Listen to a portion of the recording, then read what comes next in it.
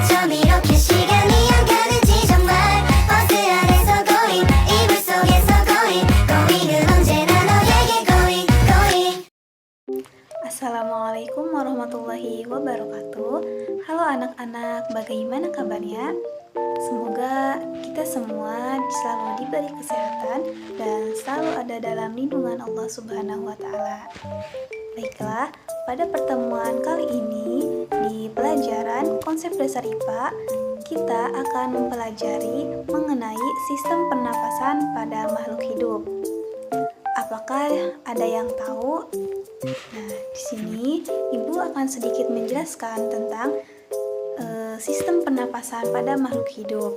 Nah, di sini Ibu hanya akan menjelaskan 3 bagian saja, yaitu yang pertama sistem pernapasan pada manusia, yang kedua sistem pernapasan pada hewan, dan yang ketiga yaitu sistem pernapasan pada tumbuhan.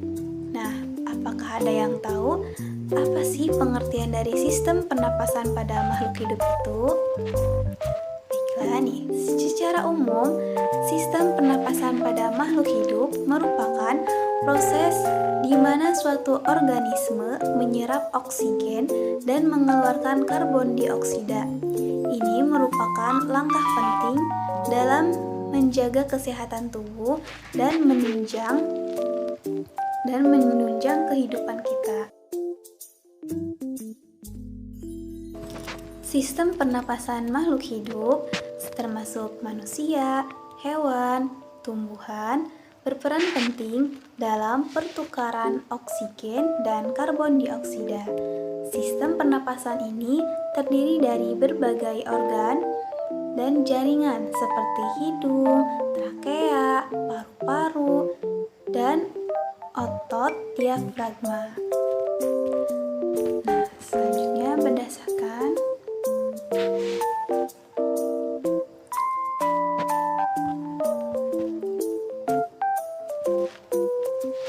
Baiklah, yang pertama yaitu sistem pernapasan pada manusia.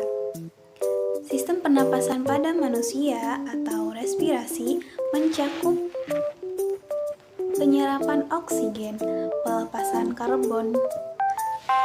Respirasi mencakup penyerapan oksigen, pelepasan karbohidrat, dan pemanfaatan energi tubuh. Bernapas menghasilkan pertukaran oksigen dan karbon dioksida dalam darah manusia. Jumlah pernapasan yaitu ada 12 sampai 20 napas per menit adalah normal. Normalnya seseorang membutuhkan 300 liter oksigen setiap hari untuk bernapas. Nah, jadi tubuh manusia itu akan melakukan secara otomatis, bahkan mereka akan bernapas saat tidur. Nah, di sini ada 2 jenis pernapasan, yaitu pernapasan luar dan pernapasan dalam. Peran pernapasan dalam adalah pernapasan antara seluruh sel dalam tubuh dan darah di dalam ruangan. Sedangkan pernapasan luar atau pernapasan eksternal adalah pertukaran udara di alveoli dengan darah di dalam ruangan. Jadi bernapas itu merupakan salah satu ciri makhluk hidup ya, anak-anak. Di sini Ibu akan sedikit menjelaskan fungsi dari sistem pernapasan pada manusia. Yang pertama yaitu menghirup dan mengeluarkan udara atau pernapasan. Udara dihirup ke paru-paru melalui rongga hidung dan mulut, kemudian ia pergi ke tenggorokan, laring, dan trakea sebelum kembali ke paru-paru melalui jalur yang sama. Selama menghirup udara, volume paru-paru meningkat, dada dan diafragma akan naik, dan tekanan udara akan menurun. Dengan mengeluarkan napas, otot-otot kita akan rileks dan paru-paru kita akan berkontraksi yang menyebabkan pengeluaran udara dari paru-paru kita. Nah, yang selanjutnya yang kedua yaitu fungsi dari sistem pernapasan pada manusia, yaitu pertukaran gas antara paru-paru dan aliran darah. Alveoli adalah tempat pertukaran gas yang terjadi antara pertukaran darah dan jaringan tubuh. Pertukaran gas ini terjadi untuk memberikan oksigen ke sel-sel tubuh dan menghilangkan limbah karbon dioksida dari aliran darah. Selanjutnya yang ketiga yaitu menghasilkan suara. Jadi fungsi dari sistem pernapasan manusia yaitu yang ketiga menghasilkan suara ya anak-anak. Nah, struktur di bagian atas saluran pernapasan menghasilkan pita suara dari udara. Otot-otot laring menggerakkan tulang rawan laring yang kemudian menggerakkan pita suara saat udara mengalir dari paru-paru ke laring. Nah, yang keempat yaitu indera penciuman.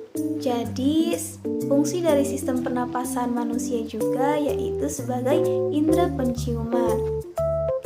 Nah, saat udara memasuki rongga hidung serta penciuman mengaktifkan reseptor di sistem saraf organ, kita akan membahas mengenai bagian-bagian organ dari sistem pernapasan pada manusia. Nah, di sini ada beberapa organ yang ada di dalam tubuh kita ya anak-anak. Yang pertama yaitu rongga hidung atau cavum nasalis. Ada yang tahu mana rongga hidung? Nah, rongga hidung ini memiliki kelenjar minyak atau kelenjar sebasea dan kelenjar keringat atau kelenjar sudorifera. Rongga hidung dilapisi dengan selaput lendir dan rongga hidung ini memungkinkan udara untuk masuk. Yang kedua yaitu faring atau tenggorokan. Jadi bagian dari sistem pernapasan manusia yaitu faring atau tenggorokan. Rongga hidung membawa udara ke faring atau tenggorokan. Dua saluran membentuk faring. Yang pertama adalah saluran pernapasan atau nasofarinx di bagian depan. Dan yang kedua yaitu saluran pencernaan atau orofarinx. Nah, di bagian jadi orofaring ini adanya di bagian belakang ya anak-anak. Pita suara juga dikenal sebagai pita vokalis, terletak di laring atau tekak. Ada yang tahu tekak itu apa? Nah, selanjutnya di bagian belakang faring. Baik, selanjutnya yaitu yang ketiga dari organ sistem pernapasan manusia yaitu batang tenggorokan. Nah, tenggorokan adalah pipa panjang kurang lebih 10 cm yang terletak di rongga dada atau torak dan sebagian di leher. Dinding tenggorokan yang tipis dan kaku dibungkus oleh cincin tulang rawan. Dan di dalam rongga bersilia. Sila-sila ini menyaring benda asing dari saluran pernapasan. Batang tenggorok atau batang tenggorokan juga dikenal sebagai trakea. Nah, berarti nama lain dari batang tenggorokan yaitu trakea. Nah, trakea ini terletak di depan kerongkongan. Di dalam paru-paru, cabang tenggorokan bercabang lagi menjadi saluran yang sangat kecil ya anak-anak yang disebut bronchiolus. Dan yang keempat yaitu pangkal tenggorokan atau laring. Tulang rawan membentuk laring. Laring berada di depan lariofaring, di antara orofaring dan trakea. Epiglotis adalah salah satu tulang rawan di laring yang terletak di ujung bagian pangkal laring. Membran mukosa laring yang terdiri dari epitel berlapis pipi yang sangat tebal menahan getaran suara. Nah, jadi laring ini berfungsi untuk mengeluarkan udara dan menghasilkan suara.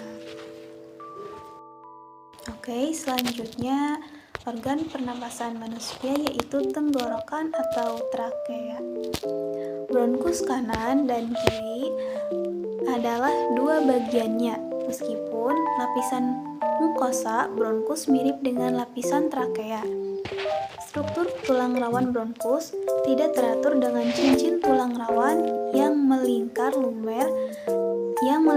lumen di bagian bronkus yang lebih besar. Nah, yang keenam itu paru-paru atau pulmo. Nah, paru-paru ini terletak di dalam rongga dada bagian atas. Rusuk dan otot samping membatasi paru-paru di bagian bawah dan diafragma yang kuat membatasi di bagian bawah. Oke, selanjutnya sistem pernapasan pada makhluk hidup yaitu sistem pernapasan pada hewan. Nah, dalam proses alami di mana hewan membutuhkan oksigen untuk mengubah berbagai zat dalam tubuhnya menjadi energi, sistem pernapasan hewan bertanggung jawab untuk menyerap oksigen dan mengeluarkan karbon dioksida dari lingkungannya. Menurut habitat dan cara hidup mereka, berbagai hewan telah mengembangkan sistem pernapasan yang berbeda. Jadi setiap hewan itu memiliki sistem pernapasan yang berbeda ya anak-anak. Nah, apa aja sih organ-organ yang ada di dalam hewan itu? Nah, yang pertama yaitu paru-paru. Hampir sama ya kayak manusia ya anak-anak. Nah, jadi hewan juga ada yang bernapas dengan paru-paru. Alveoli banyak kantung udara kecil yang terbentuk seperti spons dikelilingi oleh ruangan dan saat hewan bernapas pada paru. Nah, yang kedua yaitu insang. Tahu kan biasanya insang itu merupakan alat pernapasan pada hewan apa? Pasti tahu dong. Nah, jadi insang ini yaitu sistem pernapasan yang ada pada ikan. Gak mungkin dong insang ada di kucing gitu ya. Oke, selanjutnya yaitu trakea.